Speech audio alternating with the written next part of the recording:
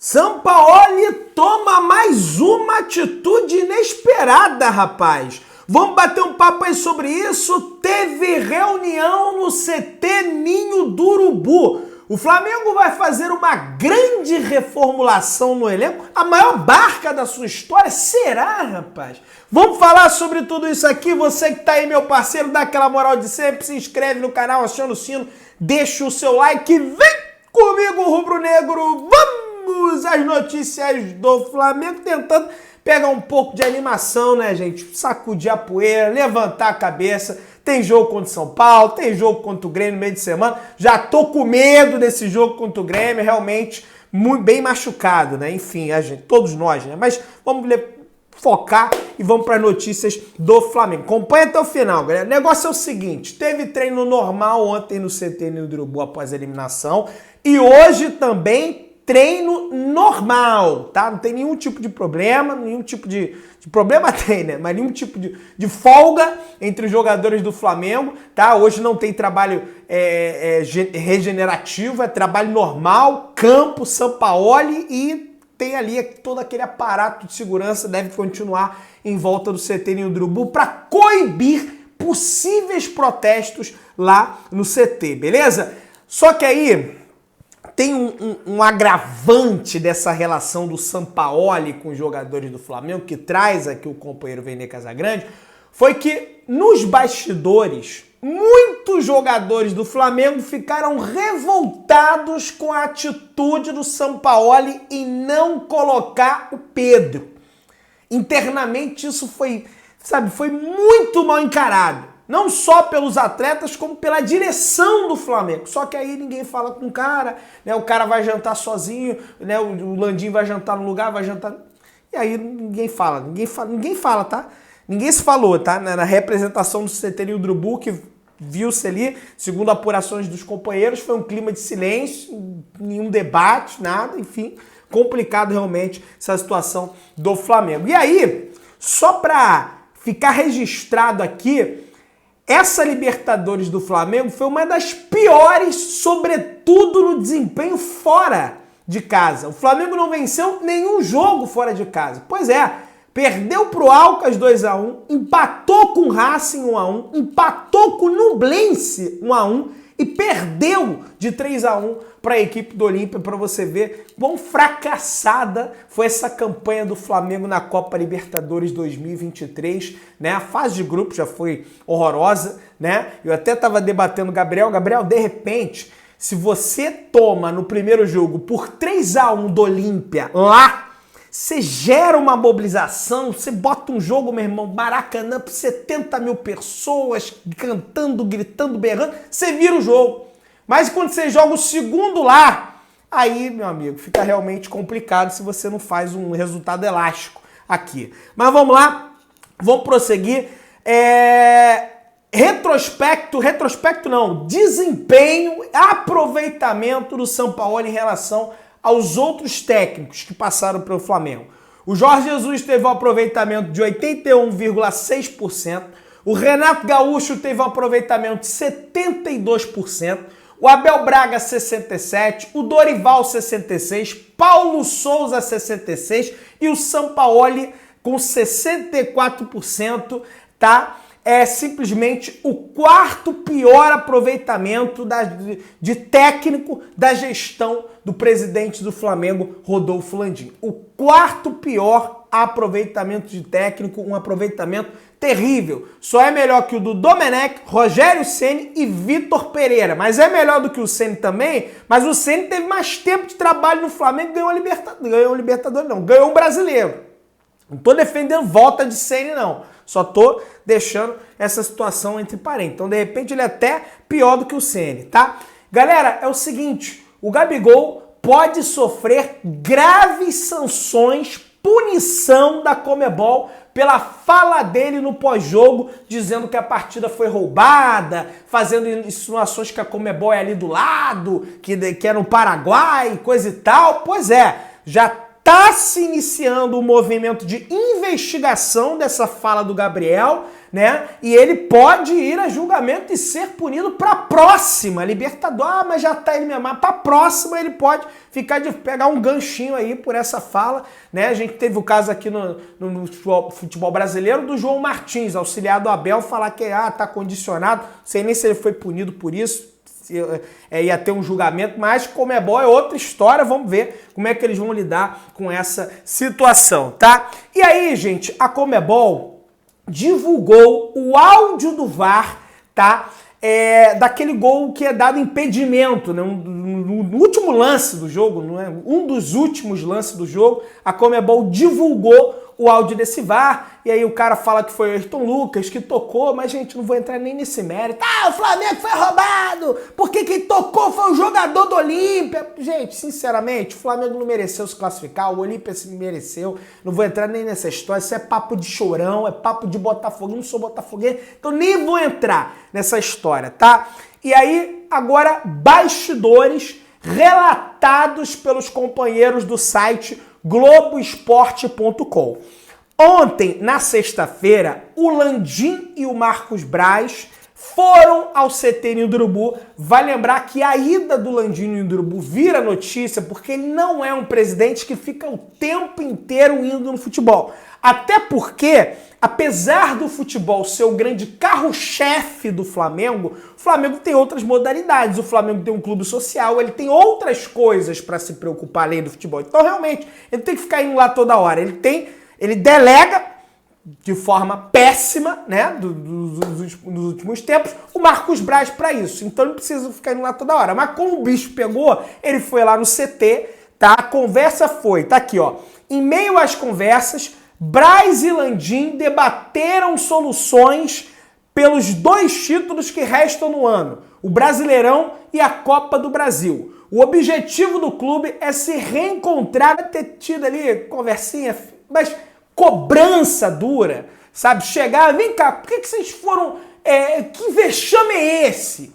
Sabe, essa cobrança veemente, isso eu não tenho informação. Teve ali conversa, pô, galera, vamos brigar pelo Brasileiro, vamos brigar pela Copa do Brasil, mas também não vou entrar nessa, entendeu? Não vou entrar nessa história, até porque eles fizeram um legado pelo Brasileiro, eu só acredito quando erguer a taça, tá? Eu só acredito quando erguer a taça.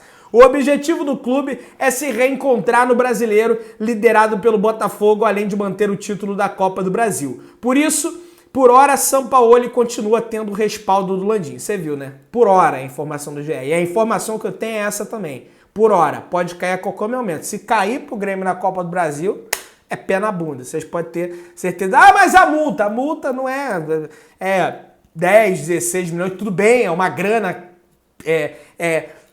considerável, sendo que você vai pagar esse dinheiro e não vai receber nada em troca, mas infelizmente é isso aí. E aí, quando eu botei no título aí, Sampaoli toma nova atitude inesperada. Eu e o Gabriel, a gente estava apurando junto a uma fonte do convívio dos jogadores do Flamengo, do convívio do CT Ninho do Urubu, e essa fonte passou pra gente que teve uma cobrança dura do técnico argentino aos jogadores do Flamengo e até insinuações que os jogadores querem derrubar ele do cargo. Pelo menos foi essa situação, eu fico até meio assim, né, que essa situação que a pessoa de dentro do clube passou pra gente, né, ele tá desconfiado disso aí, que o jogador, eu acho que, assim, não vou ser leviano aqui, tá, gente? Não sou eu que estou afirmando isso. Eu tô pegando a informação, tô passando pra vocês.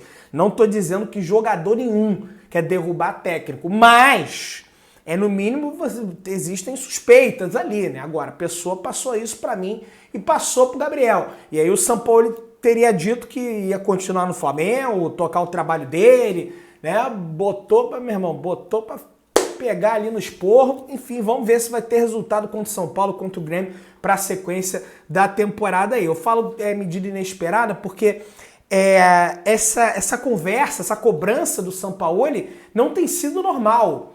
existe uma desconexão hoje no CT Ninho do Urubu. O técnico não fala com o jogador não fala com o técnico. São poucos jogadores que têm ali um diálogo de dia a dia com o São Paulo. A maioria não tem. O próprio Eric veio ao GE e falou, mais da metade do elenco sequer quer o São Paulo no Flamengo. Né? Enfim, vamos avançar aqui. E aí, voltou a história do X9, tá? Voltou a história dos vazamentos, é claro, com respeito aos colegas que vazaram aqui do site Globoesporte.com, que no caso foi o grande Fred Gomes, que é um baita de um jornalista.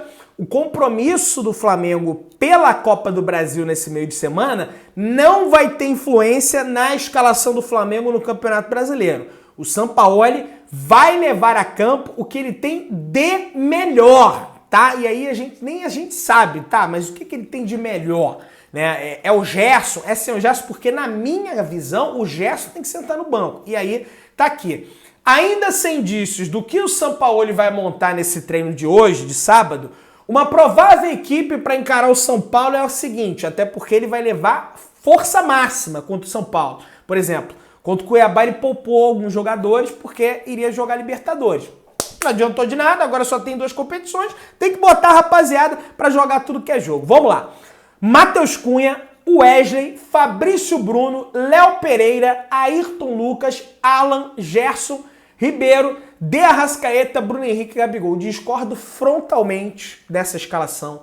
O Sampaoli, ele perde o grupo porque uns ele trata de uma forma e outros ele trata de outra forma. O Gerson já tem que sentar no banco, ó, há muito tempo. O Rossi não fez a sua estreia como goleiro do Flamengo ainda. Isso é uma vergonha, gente. O cara era goleiro do Boca, uma das maiores equipes do continente sul-americano com 6 Libertadores. Ele tem que testar o Rossi. Ah, mas ele é ruim. Eu não sei, eu não vi ele que vai que ele se transforma como goleiro épico do Flamengo, ou então pelo menos um bom goleiro, experiente, sabe? Bota o cara pra jogar. Aí não bota, né, o cara pra jogar também. Aí bota o Gerson pra jogar. Realmente não dá pra entender essa escalação do Sampaoli, sinceramente. Ele repele, é o Pedro. Pedro não vai entrar nunca mais.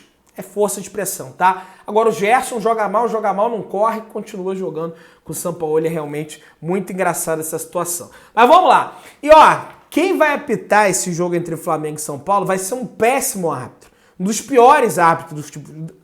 Eu nem vou entrar em tanta questão de arbitragem, até porque o Flamengo tá jogando tão mal que é arbitragem boa, arbitragem ruim. Quem vai apitar é o Rafael Rodrigo Klein, que é um dos piores árbitros do campeonato. Faltinha atrás de faltinha, dá amarelo pra caramba, enfim, mas não vou entrar nessa situação de arbitragem, até porque a gente sabe bem que o Flamengo nem merece que eu entre nesse campo de discutir a arbitragem tão mal que esses caras estão jogando. E aí, eu tava até trocando essa ideia com o Gabriel, olha só.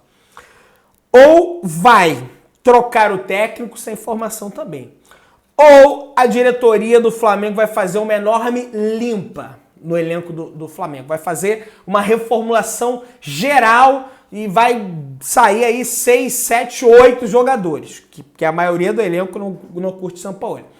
O Globoesporte.com ontem soltou matéria dizendo o seguinte: Flamengo vai vender jogadores após a eliminação? Interrogação. Entenda a situação do elenco. Presta atenção, meu querido. Vamos lá.